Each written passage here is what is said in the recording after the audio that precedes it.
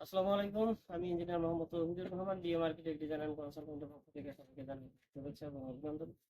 আজ আসলাম নির্মাণাধীন দর্শকা ভবনের নবম তলার সেন্টারিং এর কাজ চলমান আছে, সেটা চেক করার জন্য আসলাম।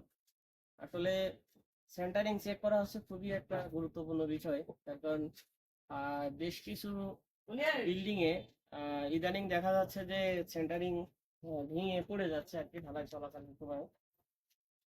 এই কারণে সেন্টারিং চেক করা খুবই গুরুত্বপূর্ণ।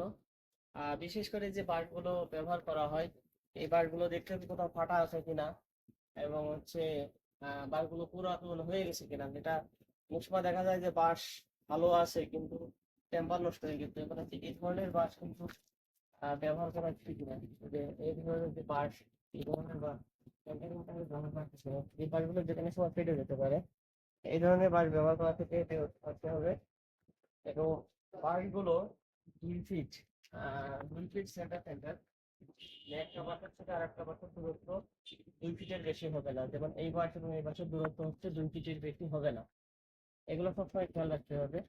এবং যে রানার গুলো ব্যবহার করা হয়, রানারের চেষ্টা করতে হলে জোড়া দেওয়া একটু কম জোড়া দেওয়ার চেষ্টা করতে হবে। তার কারণ রানারে যত বেশি জোড়া দেওয়া হবে তত বেশি ঝামেলার সৃষ্টি হবে এবং পদ্ধতিতে সেটা একটু দুর্বল হয়ে যেতে পারে। আর ছাদ ঢালাইকালীন সময় যখন ছাদে কাঠটা ব্যবহার করা হয় বা ঢালাইটা যখন কড়াই থেকে ফেলা হয়, তখন কিন্তু বাঁশগুলো চড়ে যেতে পারে। তাই পাশের যে গোড়াগুলো, এগুলো খুব সুন্দরভাবে শক্তভাবে লাগানো আছে কিনা এটাও দেখতে হবে। এবং কলামের যে টুকরা যেটা বলা হয় আর কি, এটা যখন কাঠ মারা হবে তখন কিন্তু এইগুলো সুন্দরভাবে দেখতে হবে কোথাও ফাঁকা আছে কিনা। এবং নিচের কলামের সাথে উপরের ঢালাইটা যাতে সোজা থাকে এটা অলন করে শিওর করে নিতে হবে যে সোজা আছে কিনা। ওভারঅল প্রত্যেকটা ছাদ ঢালাইয়ের আগে আহ, গুরুত্ব সহকারে সেন্টারিংটা চেক করতে হবে। ধন্যবাদ সবাইকে, ভালো থাকবেন সবাই, আসসালামু আলাইকুম।